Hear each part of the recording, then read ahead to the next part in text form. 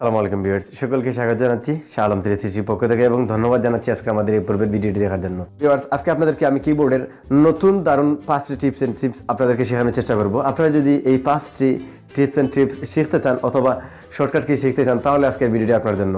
এখন আপনি যে কাজটি করতে 5 মিনিট লাগে, আপনি যদি এই টিপস এন্ড টিপসগুলো শিখে নেন তাহলে আপনার 5 মিনিটের জায়গায় 3 মিনিট সময় লাগবে, অর্থাৎ 2 মিনিট সময় বাঁচবে।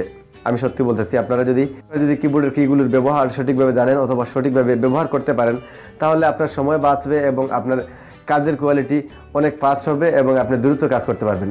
তো ভিউয়ার্স, আজকে যদি আপনি এই 5টি টিপস শিখতে চান আজকের ভিডিওটি আপনি দেখতে পারেন, আপনার অবশ্যই কাজে লাগবে। ভিউয়ার্স, যারা আমাদের চ্যানেলে নতুন, অনুরোধ করে চ্যানেলটি সাবস্ক্রাইব করুন এবং পাশের বেল আইকনে ক্লিক দিয়ে রাখুন পরবর্তী ভিডিও সবার আগে দেখার জন্য। আর যারা অলরেডি করে নিয়েছেন আপনাদেরকে অসংখ্য ধন্যবাদ জানাই আমাদের চ্যানেলের পক্ষ থেকে। ভিউয়ার্স, চলুন আজকে টিউটোরিয়াল এখানে শুরু করা যাক। আমরা এখন কম্পিউটার স্ক্রিনে যাচ্ছি, আপনাদেরকে দেখিয়ে দেব। ওকে ভিউয়ার্স, কম্পিউটার স্ক্রিনে আমরা চলে আসলাম এবং নাম্বার 1 যে জিনিসটি আপনাদেরকে আমি এখন দেখাবো তা হলো, আমরা যদি এখন মাই কম্পিউটার ওপেন করতে চাই তাহলে আমরা কি সিস্টেমে ওপেন করি।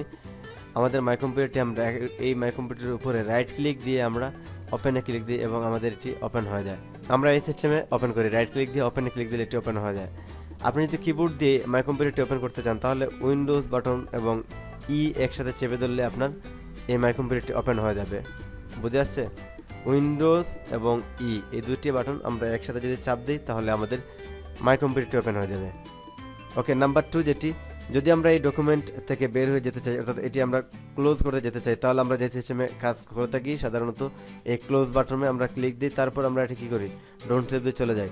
তো আপনি এটি অল্ট এবং F4 এই দুটি একসাথে যদি চাপ দেন তাহলে আপনার এই সেম একই জিনিসটি আপনার সামনে চলে আসবে এবং আপনি যদি ডানের অ্যারোতে ক্লিক দিয়ে ইন্টার দেন তাহলে আপনি এটি কেটে যাবে। আর যদি আপনার এই ধরনের কোনো ডকুমেন্ট শুধুমাত্র মাই কম্পিউটার হয় তাহলে আপনারা যে সিস্টেমে করবেন অল্ট এবং F4 যদি আমরা একসাথে চাপ দিই তাহলে আমাদের যে জিনিসটি হবে, এই যে আমাদের সামনে যে ওপেন ইন্টারফেসটি আছে এটি আমাদের ক্লোজ হয়ে যাবে।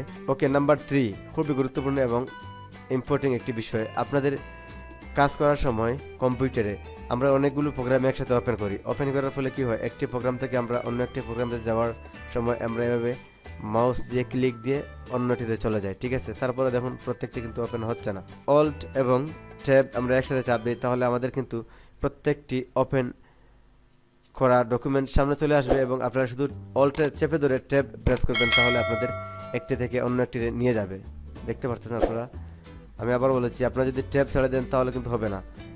আপনারা অল্ট চেপে ধরে আপনারা কি করবেন, ট্যাব প্রেস করবেন তাহলে আপনাদের এই সিস্টেম হবে। নাম্বার 4, আপনাদেরকে যে জিনিসটি আমি এখন দেখাবো, যেমন আমরা এই টাইপকৃত লেখার মধ্যে থেকে যদি কোনো কিছু কাটতে চাই তাহলে আমরা কি সিস্টেমে কাটি। যেমন আমি এটিকে কপি করলাম এবং আপনাদেরকে বোঝানোর সুবিধার্থে আমরা যদি এখান থেকে কাটতে চাই অর্থাৎ আমাদের কার্সর যদি এখানে থাকে এবং আমাদের বাম সাইড অর্থাৎ যদি বাংলা এর আমরা কাটতে চাই তাহলে আমরা শুধুমাত্র ব্যাক স্পেসে ক্লিক দিলে কি হয়, আমাদের এগুলো কেটে যায়। কিন্তু আপনি জানেন কি, আপনি যদি ডিলিটে প্রেস করেন তাহলে আপনার লেখার ডান সাইড অর্থাৎ কার্সর যেখানে আছে সেই কার্সরের ডান সাইড থেকে কাটবে। যেমন এখন দেখুন ডিলিট যদি আমরা প্রেস করি তাহলে আমাদের ডান সাইড থেকে কিন্তু লেখা ধীরে ধীরে কাটবে একটি একটি করে, অর্থাৎ ব্যাক স্পেসে ক্লিক দিলে আপনাদের বাম সাইড কাটবে এবং ডিলিট বাটনে আপনারা যদি টিপ দেন তাহলে আপনাদের কি হবে, ডান সাইড কাটবে, লেখার ডান সাইড কাটবে। ওকে, আপনারা এই সিস্টেমে লেখার বাম সাইড কাটতে হলে ব্যাক স্পেস এবং ডান সাইড কাটতে হলে ডিলিট বাটন, এই দুটি জিনিস যদি আপনারা মাথায় রাখেন তাহলে আপনারা কাজের সময় অনেক আপনারা স্পিডে কাজ করতে পারবেন। অর্থাৎ আপনাদের আর কার্সরটি এইদিকে নেওয়া আনা এইগুলো লাগবে না, আপনারা শুধুমাত্র ডিলিট প্রেস করলে ডান সাইড এবং ব্যাক স্পেস প্রেস করলে বাম সাইড এগুলো কাটবে। নাম্বার 5, আমাদের এখানে ওপেনকৃত যে সকল তথ্য আছে অর্থাৎ আমাদের এখানে মাইক্রোসফট ওয়ার্ড, ফটোশপ এই ধরনের অনেকগুলো অ্যাপস এখন ওপেন আছে। তো আমরা যদি কোনো প্রয়োজনে এই প্রত্যেকটিকে আমরা যদি কি করতে চাই, মিনিমাইজ করতে চাই তাহলে আমাদের কি সিস্টেমে করতে হবে, এখান থেকে মিনিমাইজে ক্লিক দিয়ে আপনাদেরকে কী করতে হবে, মিনিমাইজ করতে হবে। কিন্তু আপনি জানেন কি, আপনি যদি শুধুমাত্র উইন্ডো এবং ডি একসাথে প্রেস করেন তাহলে আপনার কি হবে, এটি মিনিমাইজ হয়ে যাবে। আবার যদি আপনি একসাথে চাপ দেন তাহলে এটি ম্যাক্সিমাইজ হয়ে যাবে। ওকে, অনেক দারুণ একটি টিপস। আপনারা চাপ দিবেন উইন্ডোজ এবং ডি একসাথে তাহলে এটি মিনিমাইজ হবে এবং আবার যদি চাপ দেন তাহলে এটি কি হবে, ম্যাক্সিমাইজ হবে। একবার চাপ দিলে মিনিমাইজ এবং আবার চাপ দিলে ম্যাক্সিমাইজ। ওকে ভিউয়ার্স, আজকে আমরা এই 5টি টিপস শিখলাম।